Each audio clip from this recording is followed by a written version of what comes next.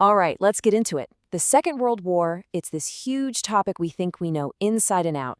But when you start digging, you find these hidden corners, these unanswered questions that kind of flip the script on what you thought was a settled story. Today, we're going to tackle 4 of those. We're talking about some real head scratchers. Like, how did a Nazi puppet state suddenly decide to fight against Germany? Why didn't the Allies just take what seemed like the easy way into Europe through the Balkans? How in the world did Hermann Goering get a cyanide pill while in a maximum security prison? And why didn't Japan's powerful submarine fleet try to strangle America's supply lines? Let's find out. So first up, we've got the wild and complicated story of Slovakia. Were they a willing Nazi ally, a helpless puppet, or something else completely?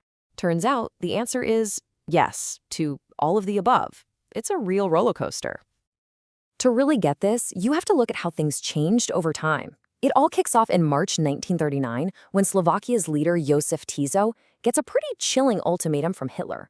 A few months later, boom, Slovak soldiers are marching into Poland right alongside the Germans. But then, fast forward to 1941, and there's this major hesitation about attacking the Soviet Union, another Slavic nation. And it all comes to a head in August 1944 with the Slovak National Uprising, this massive, brave, and often forgotten rebellion that turned the country into a full-blown battleground against the Germans. What a journey. I mean, this quote from Hitler says it all, right? He basically laid it out for Tiso. You're with us, or we'll wipe you off the map. That's not an alliance, it's a threat. You can't exactly say no thanks when that's your other option.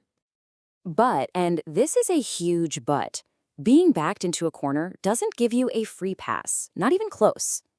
The Tiso regime wasn't just a victim, it was ideologically on board with the Nazis in many ways, and became an active, willing participant in their worst crimes.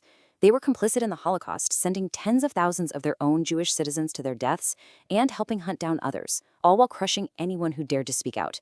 It's a really dark and tanged part of their history. Okay, on to question number 2. This one involves a very famous phrase you've probably heard from Winston Churchill. He called Southern Europe the soft underbelly of the Axis. So, why didn't the Allies just punch right through there? Why not repeat this successful World War I playbook and push up through the Balkans? Well, the thing is, calling it a soft underbelly was a bit of a myth. See, the big breakthrough in World War I wasn't because the defenses were weak. They were actually some of the best in Europe. It was because the Allies were fighting a starving, exhausted Bulgarian army whose soldiers just wanted the war to be over. In World War II, the situation was totally different. The Allies would have faced a logistical nightmare with all those mountains and terrible roads, with absolutely no promise that the enemy would just fold. The real Allied plan was so much bigger, so much more ambitious. Instead of this one long, slow grind from the South, the big 3, Roosevelt, Churchill, and Stalin, they agreed on something massive. Think of it like the largest pincer movement in history. The plan was to slam Germany from the west and the east at the same time, squeezing them in the middle and forcing them to split their armies. An invasion through the Balkans? It just didn't fit into that much bigger, much smarter winning strategy. Okay, let's shift gears from grand strategy to a deep, personal mystery. This one has been a head-scratcher for historians for decades, the strange death of Nazi Reichsmarshal Hermann Goering. So, here are the cold, hard facts. On the night of October 15th, 1946, just a couple of hours before he was scheduled to be hanged for his unbelievable war crimes, Hermann Goering cheated the hangman. He bit down on a tiny glass capsule of potassium cyanide and was dead in minutes. Which leads us to the million-dollar question. This guy is in one of the most secure prisons on the planet, watched 24/7. How on earth did he get his hands on that poison? The official investigation was, frankly, a mess, and to this very day, we don't really know for sure. Over the decades, 3 main stories have sort of bubbled to the surface. First, you've got Goering's own version from his suicide note, where he claims he smuggled in 3 capsules and just outsmarted everyone. A bit convenient, right? Then there's the story of a U.S. guard who, years later, confessed that he felt sorry for Goering and let him get something from his luggage.